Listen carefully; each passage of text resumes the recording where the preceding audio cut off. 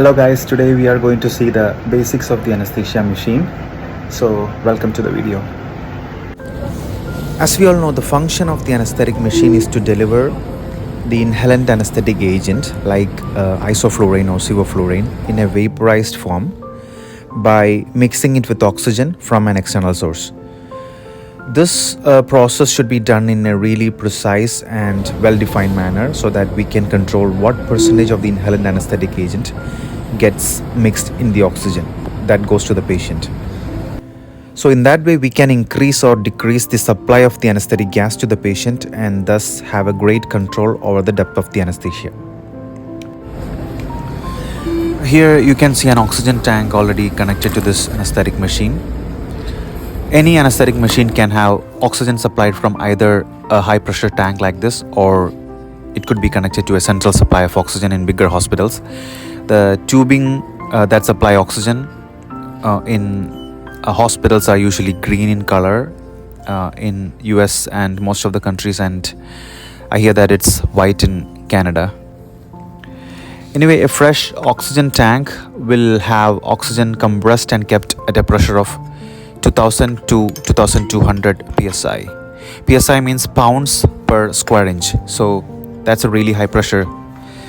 And if this pressure is directly given or transmitted to the patient, it can overinflate and possibly rupture the lungs and kill the patient. So there are two systems or mechanisms to reduce this pressure. The first is a regulator which reduces the pressure from 2000 to 2200 psi to 45 to 55 psi.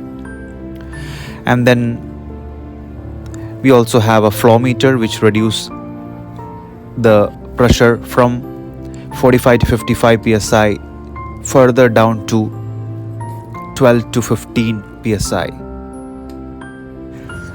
The flow meter controls the rate of gas delivery to the anesthetic machine, and thus it determines the fresh gas flow to the anesthetic circuit. Most of the flow meters are based on a tapered gas tube with a movable float in the shape of a small tiny ball. The gas normally flows into the bottom of the tube and out at the top. So the oxygen coming from the flow meter through the top portion of the flow meter is taken to the vaporizer through the white tube, and here in the vaporizer the oxygen will mix with the liquid anesthetic and it will change into a volatile vapor form. The output of the vaporizer is expressed as concentration, that is the volume percentage of the vapor anesthetic in the gas leaving the vaporizer. So we can have 1%, 2%, 4%, etc. A vaporizer will work really well at a temperature range of 15 to 35 degrees Celsius and an oxygen flow rate above 0.5 liter per minute. Here we have another tube which, without going into the flow meter, it directly goes into the top of the flow meter and connects with the oxygen flush valve. So if you press the oxygen flush valve, the fresh oxygen is delivered directly to the breathing circuit without mixing with the vaporizer. So it bypasses the vaporizer, it bypasses the flow meter, and it supplies fresh oxygen directly to the patient. This should only be used with extreme caution because the gas pressure is 50 psi, not at 12 to 15 psi, because it's not going to the flow meter. So if used carelessly, it can cause barotrauma or pressure trauma to the lungs of the patient. This machine is presently connected to a rebreathing system. So we have the one-way inhalation valve, one-way exhalation valve. We have the white soda lime canister, and we also have the corrugated tubing that goes into the patient.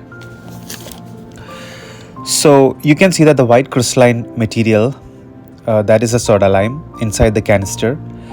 This absorbs the excess carbon dioxide from the breathing circuit. So a fresh soda lime is white, and when it gets old, or when it is used up, it becomes a purple color. So the color as well as the consistency of the crystal changes.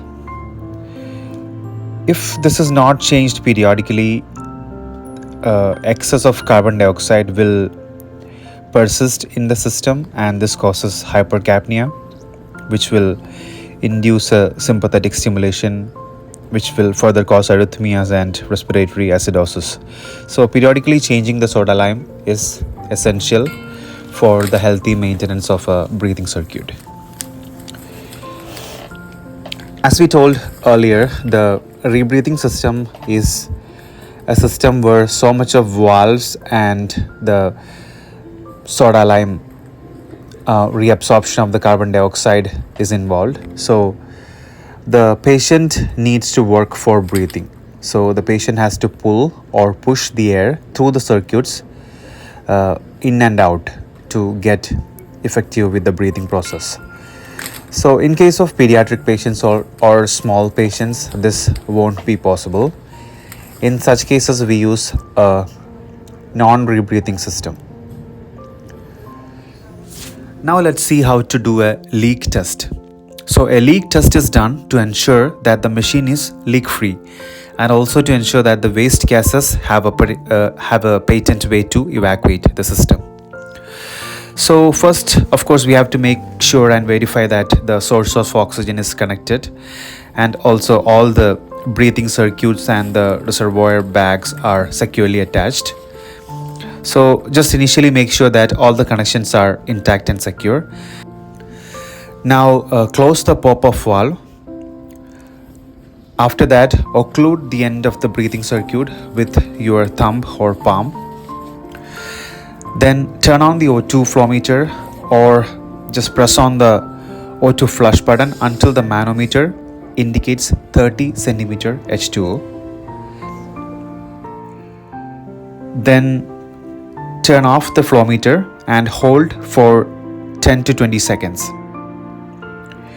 After that, if pressure remains constant when the flow meter is turned off, it means that the machine, breathing circuit and the bag are leak free. That means if the pressure remains at 30 centimeter water when the flow meter is turned off, that means there is no leak in the system. Now we are going to check if the scavenging system is working. So just open the pop-off valve and gently squeeze the reservoir bag, still covering or occluding the end of the breathing circuit. So we can see that the bag will deflate because right now there is a patent exhaust route from the machine to the scavenging system. So this means that now the machine, breathing circuit and bag are ready to use. The scavenging system is connected to a fair canister which usually has activated charcoal in it, which helps to neutralize any expired anesthetic gas so that the gases don't harm the environment. So usually it gains 50 gram of weight when the anesthetic gas is absorbed. So we have to change it periodically. Sometimes the scavenging system can also be connected to a centralized vacuum in bigger hospitals. Always be careful how much pressure is in the breathing circuit in the system, and never keep the pop-off valve closed, because if the pop-off valve is closed, the pressure will quickly build up in the system, in the breathing circuit, because there is no outlet. And if any pressure, in case if it's built up above 20 centimeter H2O, it can hurt the lungs of the patient. So pop-off valve should always be kept open during the procedure. In some machines, there is another additional safety valve to protect the patient. As you can see here, this valve will take away the excess pressure above 20 centimeter water even when the pop-off valve is closed. So this is a great safety feature. The older machines may not have this feature, so always understand your machine before manipulating with the pop-off valve during the procedure.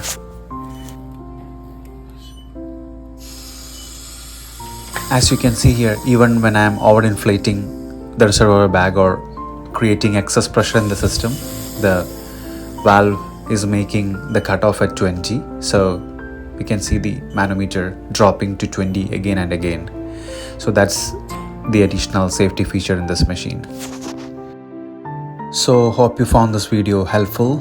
Thanks for watching, and please subscribe to my channel. Thank you.